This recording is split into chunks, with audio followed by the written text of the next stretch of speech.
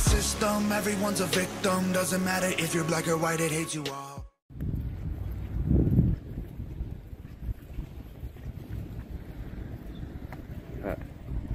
KOT Action 7 News, KRQE News 13, KOB 4,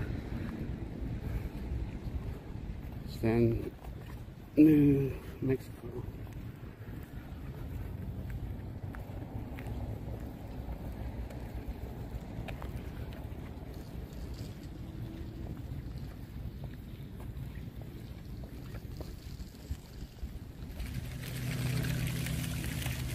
Oh, the real news is here already.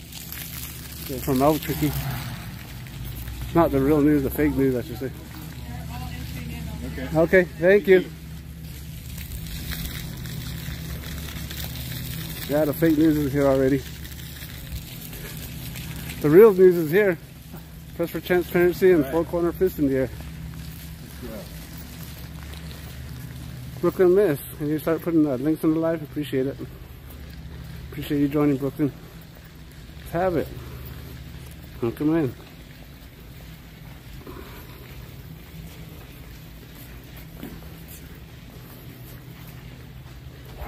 Thank you, sir.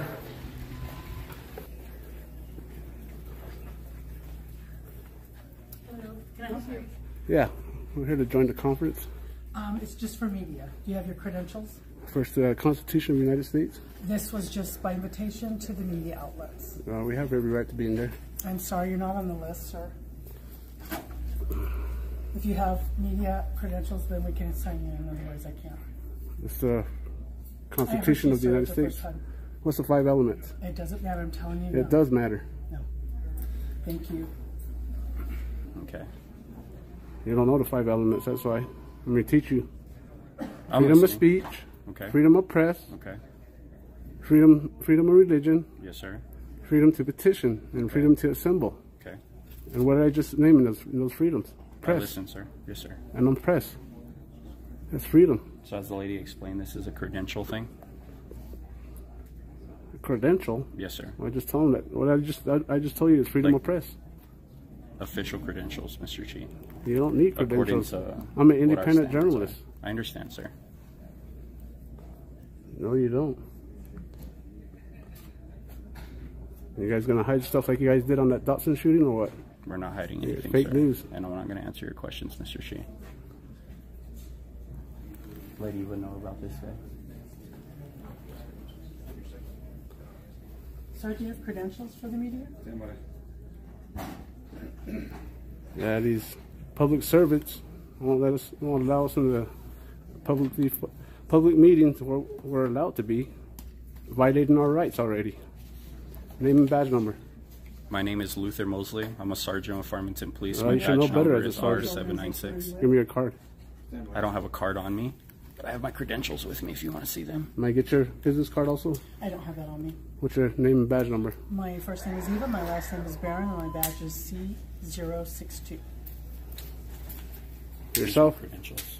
And they're going to be closing the doors, sir. Do you have your credentials? All right, so I'm here to attend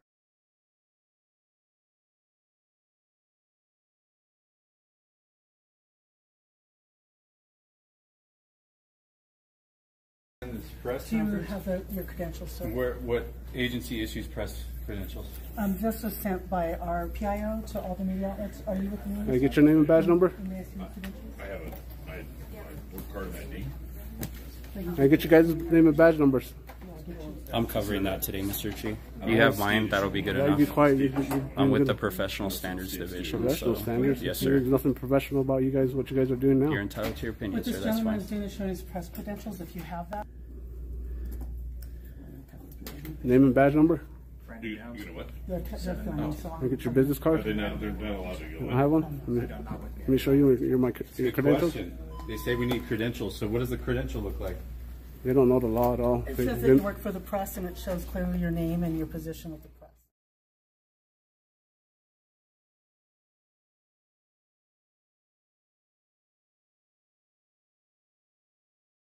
So I'm going to talk about a timeline of events. So the suspect has been identified as Boo Bo Wilson, spelled Boy, Edward, Adam, Union. That's B-E-A-U, last name Wilson. 18-year-old male. He is a student of Farmington High School.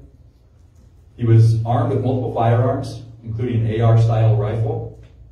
We are still investigating how he came into possession of those firearms, but we do know that he did purchase one legally November 2022. It is important to note that this incident appears to be purely random and had no specific targets or motives that we can identify at this time. I want to reiterate, though, that the investigation is ongoing. It's ever unfolding, ever changing.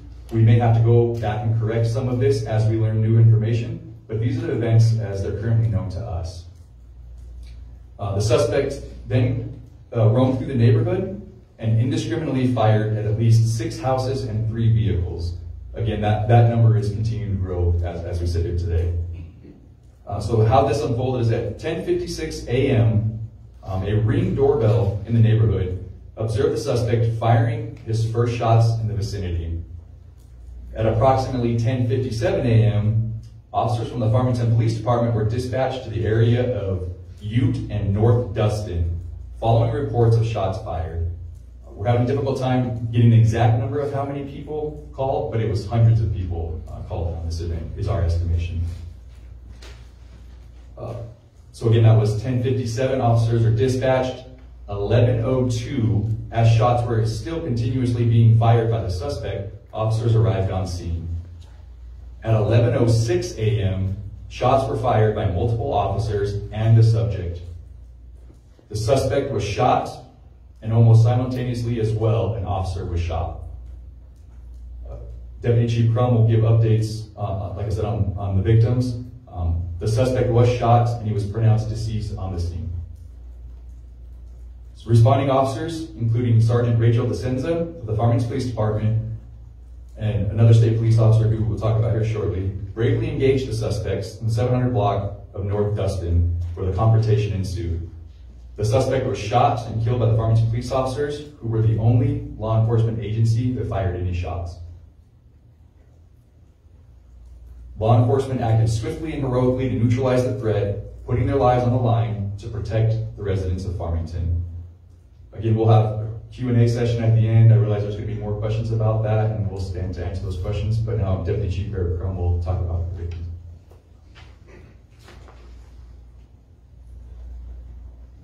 Good afternoon. I'm Deputy Chief Eric Crum. We mourn the loss of our 3 innocent civilians who lost their lives yesterday. Shirley Boita, Melody Ivy, and Gwendolyn Schofield. Shirley, Melody, and Gwendolyn were valued members of our community, and their untimely deaths have left a void that can never be filled. Our hearts go out to their families and loved ones during this unimaginable, difficult time. We stand in solidarity with them, offering our deepest condolences, compassion, and support. The 2 officers that were injured in this event, the first, Sergeant Rachel DeCenza of the Farmington Police Department, a dedicated member, has served with distinction for the past 10 years. State Police Officer Andreas Stamatiadis, a 4-year veteran, was struck by gunfire while driving to the scene. We commend them for their bravery and commendable actions in the face of this extreme danger. There were also 4 treated at the hospital. There were other civilians that were treated on scene as a result of the action of this active shooter's decisions by EMS and by San Juan Regional Medical Center staff. In light of this horrific incident, the Farmington Police Department has mobilized victim advocate services in conjunction with the FBI. Those resources are working closely with families who are been affected by this incident. These compassionate professionals will provide support, resources, guidance, and help to help them navigate this especially challenging time. We understand that the road to healing will be long and arduous, but we are committed to standing by their side every step of the way. We also want to express sincere gratitude to all our local partnering law enforcement agencies, Fire, EMS, San Juan Regional Medical Center, and other emergency management and first responder agencies that provided invaluable assistance and service during the response to this incident. The collaborative efforts and swift coordination between our law enforcement partners have been instrumental in ensuring that our community is safe. We are deeply grateful for the unwavering support and professionalism by these agencies. The Farmington Police Department will continue to work diligently to gather all relevant information and provide updates as the investigation progresses. We urge anyone with any additional information related to this incident to come forward and contact our dispatch at 505-334-6622. In conclusion, our community is strong, resilient, and united. Together we will heal and overcome this tragedy. We stand as one, determined to foster a safe environment where all our residents can thrive. At this time, we'll take questions for the next 15 minutes. You said that at this point it appears this shooting was random. What sort of gives you that confidence? What in your investigation sort of led you to that conclusion? And I know it's still being investigated. No, sure, that's a great question. So at this point, we haven't determined any link between the victims and the suspect or the suspects amongst each other, except for two were related that were in a vehicle together. At this point, we've discovered nothing that leads us to believe that the suspect knew any of the people. There's no indication that that's going to change. That we're pretty confident in, that this was completely random. And because the shooting was arbitrary and up and down the street, it's approximately almost a quarter of a mile crime scene.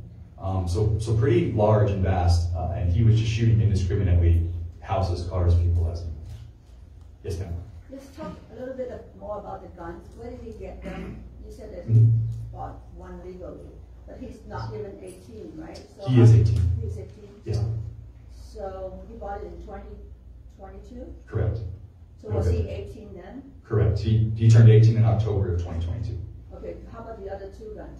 So at this point, we believe he got them from a family member. And by got them, that's a loose interpretation of the word. We believe that a family member was the legal owner of those firearms. How about the AK? No AK. I'm sorry. There was No. And it's an assault. When we say assault style rifle,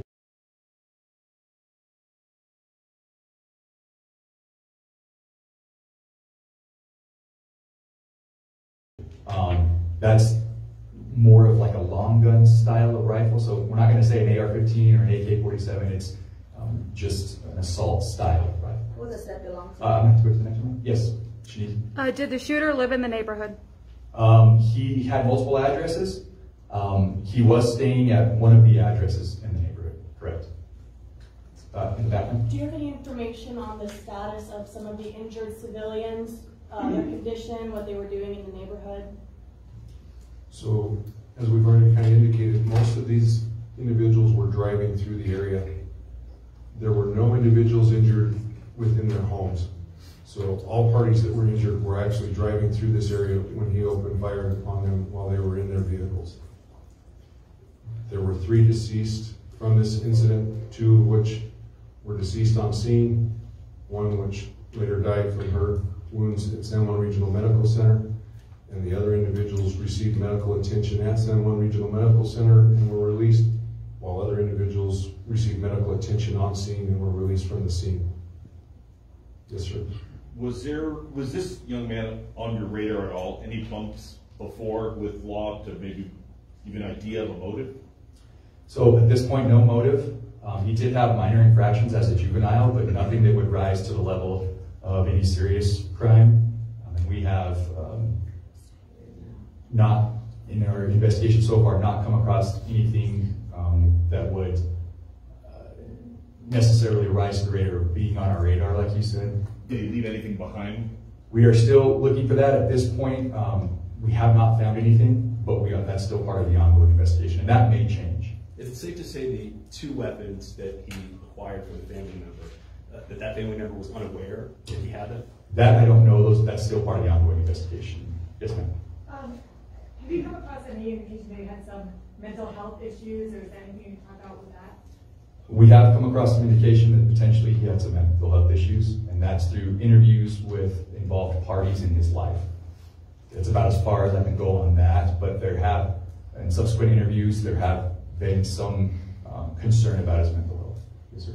Can you tell us anything about how his family reacted when they received the news? I actually cannot. Thank you, though. Okay. There was 3 weapons involved, correct? Yes, ma'am. And so can you tell us how many rounds were shot from each weapon?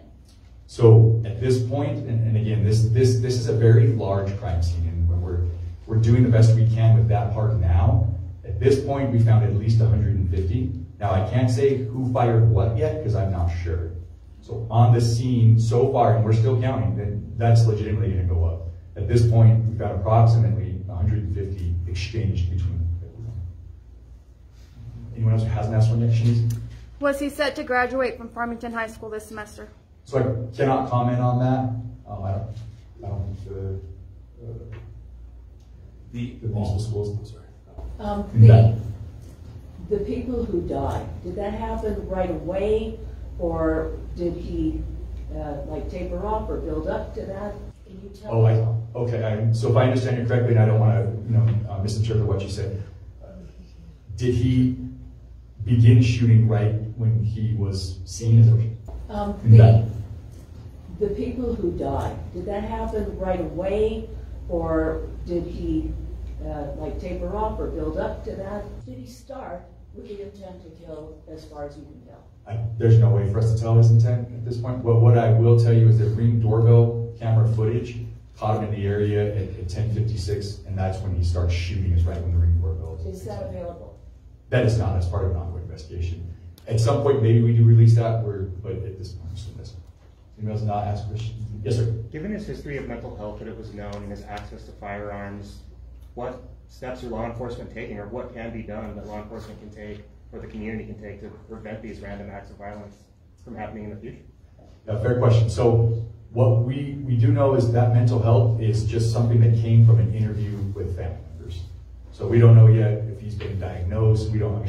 So I think many people have issues and concerns with maybe their family members or relatives that doesn't rise to a level of not being able to own a gun. So at this point, the mental health thing is still evolving. We're definitely trying to track that as fast as we can. I just don't have good answers to the level that approach. Yes, ma'am. Are you going to release any body camera video Yes, today? no. Our goal is, so the investigation is still ongoing. Our goal is to quickly release that in the next couple of days. As soon as I actually should have said this sooner. I'm sorry. So Sheriff Ferrari is correct in saying that he is handling the officer-involved shooting. The Farmington Police Department is handling the criminal charges of the person who committed mass murder.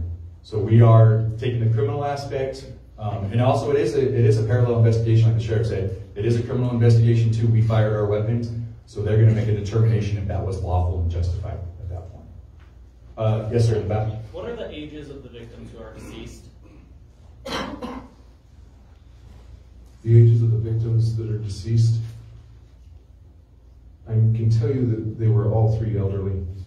I apologize, I don't have those notes right here in front of me. I know that 2 of them were in their 70s and 1 of them was in their 90s. And the 2 that died on scene were a mother and her daughter, 70 and 90 approximately. And we don't believe he was targeting elderly people because more age ranges were shot or injured that day? Right. Everything that we know about this crime scene, all of his actions were focused on vehicles that were traveling through the area, and other people were of other ages and not necessarily from the city of Farmington either. Do you have the spellings of their names, those who are deceased? I do. Thank you. Would you like them now, or I can get with you afterward for other questions to come forward. You can give them afterwards. Perfect. Other questions? Yes, ma'am. The other 6 people who were injured, were they all injured by gunfire, or were they injured in other ways?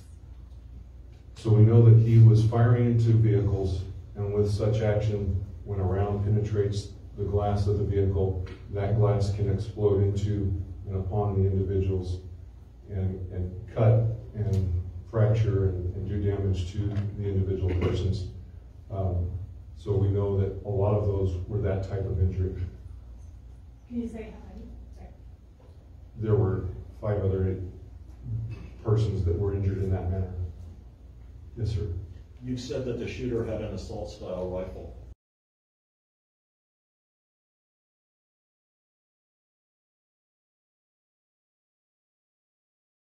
I'm curious if your officers were outfitted similarly, or were they essentially outgunned?